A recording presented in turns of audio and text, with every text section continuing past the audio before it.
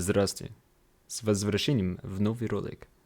Я подумал про себя, что безусловно заинтересует многих русских, что привлекает некоторых западников к России. Давайте начнем. Мне часто спрашивают, а ты как сюда попал? Русский, который это спрашивает, наверное, задается вопросом, что за дичь? Американец покидает свою страну. Что-то не так. Скорее всего, он прав, но лучше быть своеобразным, чем тем, кого все ожидают. Такая мысль часто бывает у многих. Но как часто мы действительно этого исполняем? Конечно же, мы считаем себя героем собственной истории. А как во всех историях, герой изображается лучше, чем он фактически может быть. Я стремлюсь быть искренним и настоящим во всем, что я делаю. Но невозможно избавиться от лицемера внутри полностью. Несмотря на это, не надо позволять идеалу остановить наш прогресс к нему. В любом случае, если я захочу объяснить, почему увлекаюсь русской культурой, надо возвращаться к началу. В детстве я не встречал почти никаких иностранцев.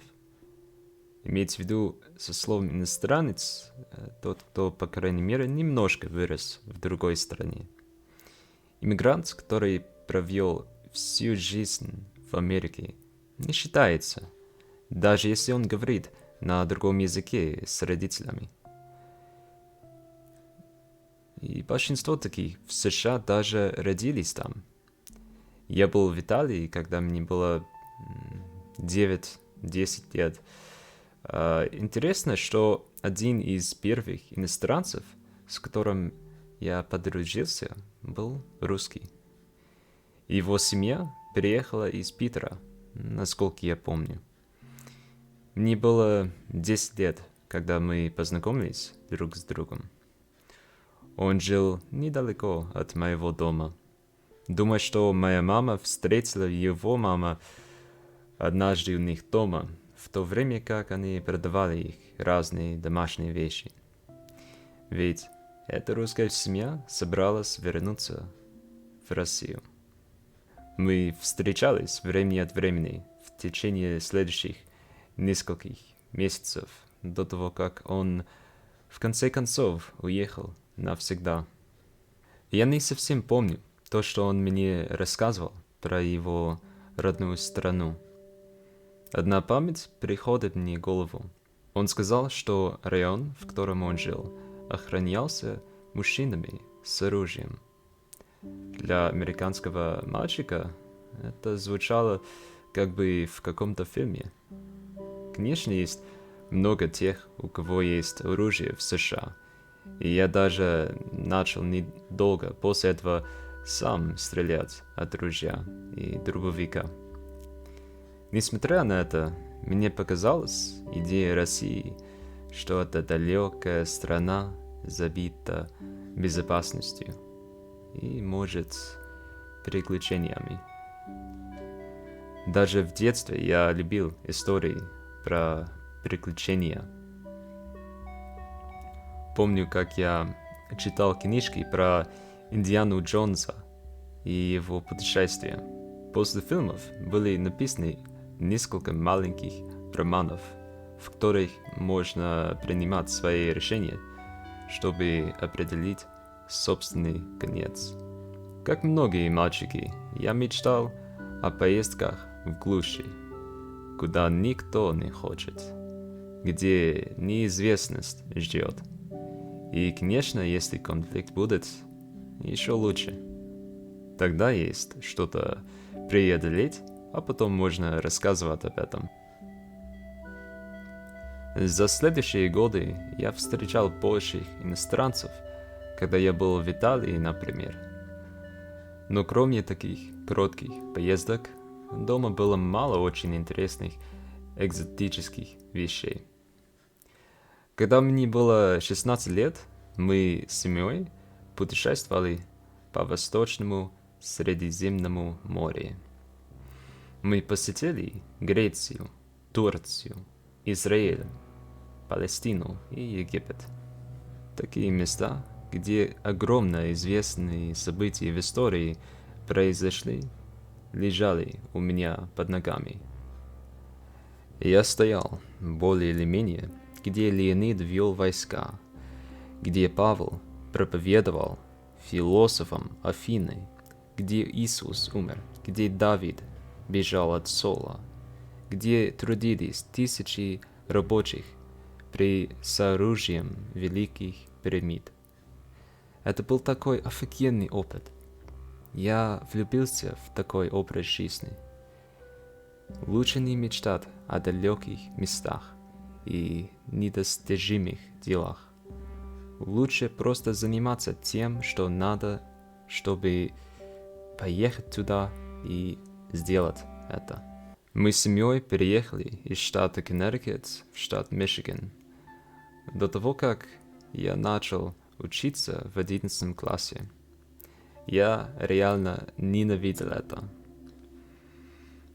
Я покидал своих друзей, но я попытался сделать из этого все возможное. Моя семья взяла студента по обмену из Германии во время того года. Было относительно весело с ним. Мы были в таком же возрасте. Он был носителем языка, который я в то время недавно начал учить в университете. Была такая программа для школьников, по которой они могли записаться на курсы в местном университете. У меня есть только сестра. Было круто общаться с тем, кто являлся братом. Он научил меня разным крутым разговорным словам и фразам на немецком, которые реально оживили язык для меня. В том году я подавал заявление на программу стипендий от немецкого и американского государства для того, чтобы я мог учиться в гимназии в Германии в 12 классе. Я серьезно хотел усовершенствовать мой немецкий. Я считал, что самый лучший способ — это погружение в стране, где говорят на языке. Более того, мне показалось, что 12 класс был для меня пустой тратой времени. Я уже закончил почти все нужные курсы. Я не подружился с никем в моей школе в Мичиган. Меня, в конце концов, взяли в программу обмена. Я был в восторге. Процесс был похож на тот, по которому люди поступают в университет в США. Были собеседования, всякие заявления и эссе. Относительно тяжело было. В 8-часовом полете из Нью-Йорка в Франкфурт мы с другими студентами по обмену тусили, и было у нас такое оптимистичное настроение. После пересадки я прибыл в Лейпциг. Моя принимающая семья забрала меня в аэропорту. В то время, как я сидел в машине, я смотрел в окно на ветровые турбины и травяные холмы. Все мне показалось, как во сне. Сначала я старался все на немецком выражать, даже когда это делало разговоры иногда абсурдно и неловко. Мотивация реально была у меня. Первый длинный успешный разговор на немецком был с матерью этой семьи после нескольких недель. Мы обсудили, как все было ей, когда Берлинскую стену уничтожили. Мы, конечно, жили в восточной части Германии. Этот опыт был несравненным до этого момента в жизни моей. Он мне доказал, что можно оставить английский и продолжить рассказывать свои мысли на другом языке. Я не мог насладиться им вдоволь. Да, это было только начало. Успех стоит на куче провалов, и он смотрит вверх на еще больше тех, что на него прольется. Я так много познал в том году, и бы мог долго об этом рассказать. Но я ограничу историю, чтобы только то, что важно для моего будущего в России, было включено. После того, как языковой курс в первом месяце моего пребывания в Германии закончился, программа отправила меня в западную часть Германии. Я начал учиться в гимназии со всеми другими немецкими школьниками. Конечно же, было невероятно сложно. Все предметы преподавали на немецком и на уровне, который гораздо выше того, что у американца, который только год назад абсолютно ничего не знал. Были какие-то проблемы в первой принимающей семье в Западной Германии. Мне пришлось искать новую семью, и если бы я хотел остаться, где я первую половину пребывания жил. Во время этого процесса два моих друга предложили мне жить с ними. Они были близнецами. Я, конечно, принял и приехал к ним. Я осознал, что у них мать русская. Она выросла в Советском Союзе и эмигрировала в Германию после распада. Я любил общаться с ней о ее жизни в России. Мне показалось, что ей даже понравилось отвечать на все мои вопросы. Я даже попросил ее научить меня советскому гимну. В наше время он стал мемом, но в то время он был просто крутым для меня. Она научила меня русскому алфавиту и гимну. Я считал себя таким прикольным. Немецкий язык звучит для меня особенно сильным и славным, но русский кажется более звучным, и когда девушка говорит на нем, меня сильно привлекает. После того, как мне предложил один из моих друзей долгое пребывание у него, я ближе познакомился с другим другом, который был раньше для меня как знакомый. Оказалось, что он тоже был русский. Не совсем. Его мать украинка, его отец родился и вырос в России, но его предки были немцами. В любом случае, мой друг говорит дома по-русски и считается этот его родным языком.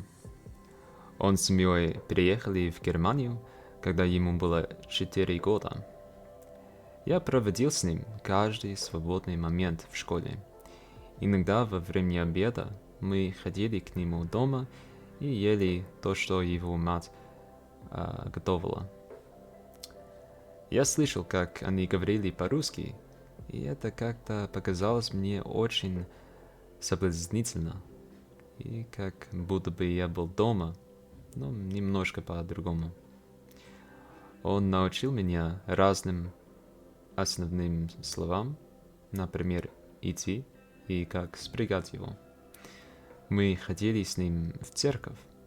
Он адвентист седьмого дня. Есть те, кто считает эту церковь сектой. На мой взгляд и по моему личному опыту, они настоящие христиане, как я сам. Конечно же, есть такие вещи, о которых мы не соглашаемся. Почти все в церкви были русские или украинцы. Они достаточно отличались от немцев. Они вели более традиционный образ жизни, чем немцы. Американские консервативные христиане похожи на них. Они, в общем, жили немножко более в соответствии христианскими идеалами, чем многие церкви в Америке. Может, это не важно для большинства тех, кто слушает меня. Несмотря на это, я считаю, что наш современный мир где-то потерялся. Мы не пользуем своей свободой для хорошего, а скорее погружаемся в либо бессмысленный гедонизм, либо губительный нигилизм. И я заметил большую разницу между тем, как немцы и русские воспитывают своих детей. Многим немецким родителям все равно, что делают свои подростки. Они могут напиваться, заниматься сексом с кем-либо, ездить сюда и туда без никаких вопросов от родителей. Конечно же, такое бывает почти во всех странах. Но в Германии я в первый раз познал это по личному опыту. Меня относительно консервативно воспитали в Америке. Тот образ жизни многих русских, которых я встречал, мне показалось лучше, чем тот, что находится в обществе Германии и Америки. И я думаю, что я в первый раз лично увидел какой-то вид традиционного образа жизни у русских, которых я встречал. Я позже понял, после того, как я приехал в Россию, что такой образ бывает у малых. Несмотря на это, есть какие-то ценности, которые часто бывают у многих русских, чем у западников. Например, в России девушка может стремиться к традиционной женственности, не волнуя, что кто-нибудь будет ее критиковать. В Америке я лично услышал, как какие-то девушки глумились над другой девушкой, которая выбрала материнство, а не карьеру. Одна говорила, как своя мать успешно занималась бизнесом и одновременно воспитывала ее. Я помню, как однажды мы с друзьями в университете разговаривали о наших мечтах, когда студентка по обмену из Кореи сказала, что своя самая важная цель жизни — стать матерью. Другие немножко странно смотрели на нее и хихикали. И я подумал про себя, как печально, что смеются над тем, кто стремится к такой важной цели. И если бы было больше тех, кто так сильно ценил семью и воспитание, в мире бы было гораздо меньше социальных проблем. Ведь наиболее легко получить хороший характер через воспитание, чем через собственные силы, как взрослый. Я вступил в университет в США и записался на курс по русскому языку. Мне было 19 лет и уже знал немножко о русском языке. Я учил его по официальному, как вторая специальность. Все мои учители русского языка были носителями него. Я учил его 3 года. После того, как я окончил университет, я считаю, что я говорил на русском на низко-среднем уровне. Потом я работал и путешествовал почти 3 года, вообще не говоря по-русски. Я забыл много, и когда я приехал в Россию, мне приходилось повторить много того, что я уже выучил. В конце концов, я прошел через уровень, на котором я раньше был. Теперь говорю лучше. Бывают дни, в которые мне кажется, я безнадежный. А в другие я думаю, что я однажды овладел русским языком. К счастью, русский очень понимающий и помогающий народ. Спасибо за внимание. Увидимся в следующий раз.